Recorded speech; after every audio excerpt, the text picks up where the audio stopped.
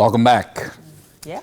Now it's about time for us to have a conversation with our guest for today, talking about Nigerian actress and television host Linda Adesua Osifo. Now, she was the first runner-up of Miss Nigeria Entertainment Canada in 2011 and second runner-up Miss Africanada 2011 as well. And she became a Nollywood talent to be reckoned with when she was nominated for the Eloy Award for her role in hit TV series Desperate Housewives Africa, an adaptation of the ABC Studio franchise. And she's since featured in quite a few other She's amazing. super active on Instagram. There's always something going on. So how you doing, Linda? Good to see you this morning. Thank you. I'm doing very well. And both of you? Good. So let us know what the last 90 days have been like for you during the lockdown and the gradual easing of the lockdown. Well, we're thankful. That's the number one thing. It's been a very interesting and a very different experience that I've never felt, and of course no one in the world has ever felt this, unless maybe 1918 you were there. It's been a whole different world. It's been sensitive. It's been very sensitive, and things have changed. I would love to know what you found out about yourself during the lockdown. Did you learn new things about yourself and about who you are? Okay, I'm gonna say this. During this lockdown, I was able to focus on myself, mental health. I was able to relax. I was able to achieve a lot of goals that I wrote down, especially for this year. I wrote trying to get a bit healthier, so I can feel more within myself. I achieved that. So in other words, it's just a little bit of, things you take down on your paper and pen. I wrote I am trying to lose some weight, and I achieved that. I wrote I am trying to accomplish having this, something personal, and I achieved it. I also wrote that I'm trying to be more within myself, pray more, because we never have enough time. We're always running. By now I would have been somewhere on set at this time. So trying to pray more, trying to have more time for the things that I love doing. And I have been doing that as well. That's really good. I know that quite a number of people who, they want to be like you. You're still pretty young, and a number of young girls out there are looking at you on social media and some of the things that you've achieved, and they're saying, I want to be like her. So during this period where it's been very reflective for you, what would be your advice to young girls out there? What would be your advice to young girls out there? My advice to young girls out there, especially during this period now, is you need to take time for yourself and know yourself. When you come to know yourself, you come to love every part about you, from the inside, then reaching out to the outside. And the reason I'm giving that advice is because you end up not doing anything and everything that comes your way. You take life quite easy. You're not really in a rush. You're not in a rush to get the things that are not so valuable. You're not in a rush to focus your energy on things that will not bring growth to you. Or rather, you're more focused on what you want to do, which is you. So you have more time because you're not having distractions. Okay, speaking of distractions, during the lockdown, a lot of people discovered that they were looking for a romantic distraction during that time. They were hoping for some comfort during that lonely period.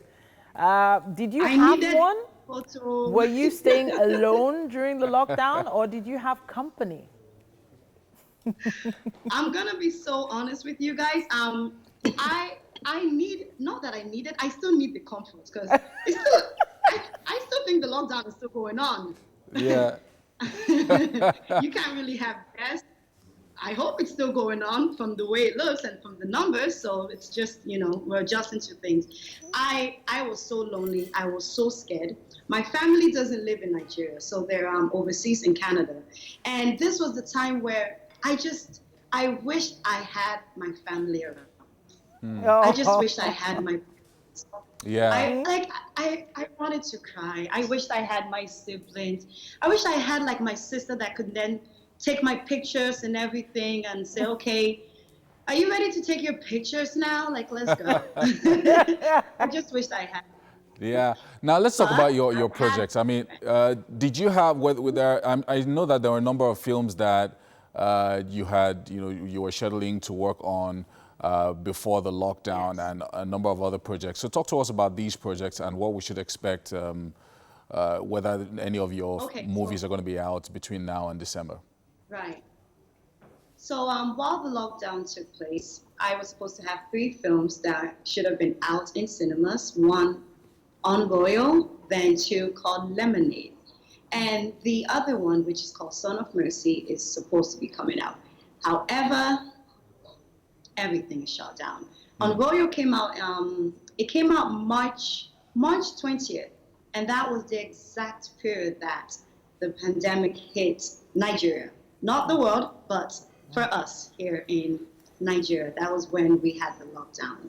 And same with Lemonade. It was supposed to have been out around that March, and we're waiting for that to come out and see how things are. I had some projects that the lockdown canceled. So we're picking up. Things are gradually opening up.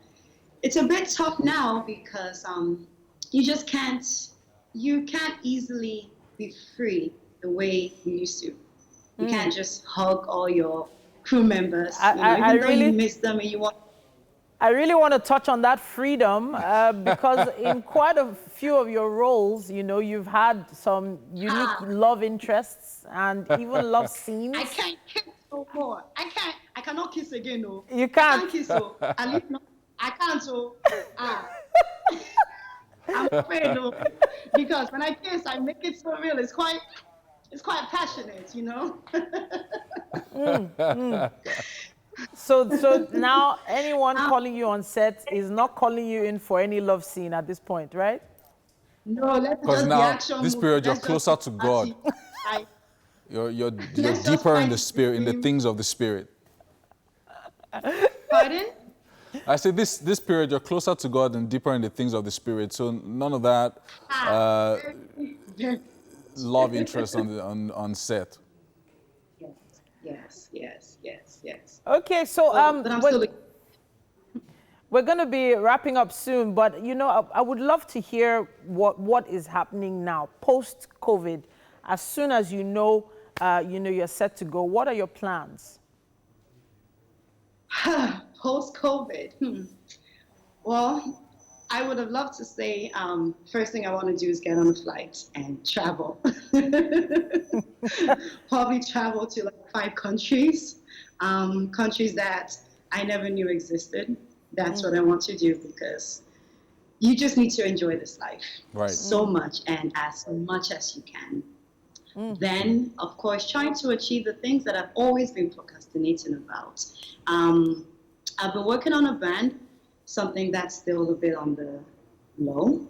And with the pandemic that happened, it just literally made me realize, okay, you have to do this. And this is not the time where you always procrastinate because you just don't know tomorrow. And when you get a date, when you get a moment, do it. Just go for that thing. If it doesn't work, it doesn't work. But this time, you shouldn't have excuses. Wow, thank you so much. Thank you so much, Linda, for joining us this morning and taking this time out. Well, we would have offered you breakfast, but we're sorry you're over there and we're over here.